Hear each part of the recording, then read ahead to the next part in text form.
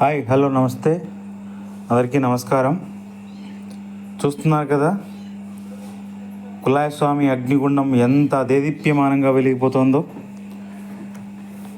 So చుట్టుపక్కల పల్లెల ప్రజలు మొత్తం అంతా వచ్చి పెద్ద పెద్ద ఎండిపోయిన వృక్షాలు, మొద్దులు, మాన్లు మొత్తం తీసుకొచ్చి అగ్నిగుండంలోకి వేస్తున్నారు. అలాగే ప్రజలు మొత్తం సెల్ఫీలు తీసుకుంటున్నారు. చూస్తున్నారు కదా ఎంత పెద్దగా అగ్నిగుండం వెలిగిపోతుందో. ఇలాగే ఇంకా మరో 5 రోజులు అగ్నిగుండం వెలుగుతూనే ఉంటుంది. చూడడానికి చాలా కన్నుల పండుగగా ఉంటుంది.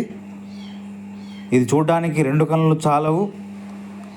ఈరోజు రాత్రి, రేపు, ఎల్లుండి, అలాగే సోమవారం సాయంత్రం వరకు, 7వ తేదీ సాయంత్రం వరకు ఇలాగే ప్రజలు వస్తూనే ఉంటారు.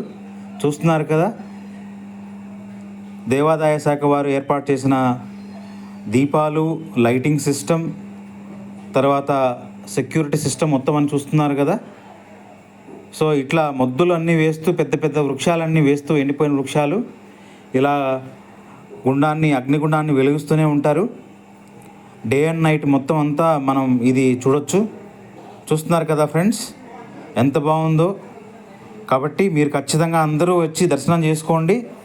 అలాగే మన ఛానల్ని సబ్స్క్రైబ్ చేయడం మర్చిపోవద్దు. చాలామంది వీడియోస్ చూస్తున్నారు కానీ వ్యూస్ వస్తున్నాయి కానీ సబ్స్క్రైబ్ చేయట్లేదు. కాబట్టి ఖచ్చితంగా సబ్స్క్రైబ్ చేయండి. అలాగే మీరు చూస్తున్నారు కదా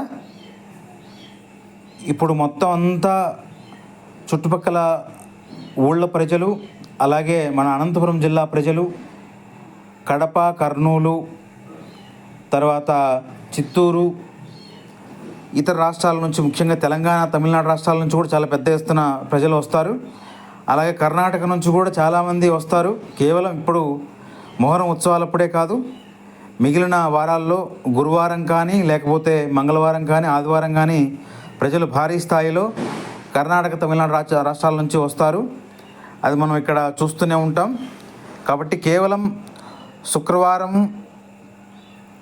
సోమవారం, శనివారం తప్ప మిగతా 4 రోజుల్లో జనాల సందోహం భారీగా ఉంటుంది. అది మనం చూస్తూనే ఉంటాం. చూస్తున్నారు కదా ఫ్రెండ్స్, ట్రాక్టర్లతో మొత్తం అక్కడ ఉన్న ఎండిపోయిన వృక్షాలని మొత్తం అంతా అగ్నిగుండంలోకి వేస్తూనే ఉన్నారు. చాలా వేడిగా ఉంటుంది ఇక్కడ. ఆ వేడికి తట్టుకోలేక అందరూ జనాలు కానీ, భక్తులు కానీ దూరంగా జరుగుతూ ఉంటారు. కాబట్టి ఈరోజు, రేపు, ఈ 4-5 రోజుల్లో మీరు అందరూ వచ్చి దర్శనం చేసుకొని కులాయ స్వామిని దర్శించి అందరూ ఆనందంగా ఉండండి. Thank you friends.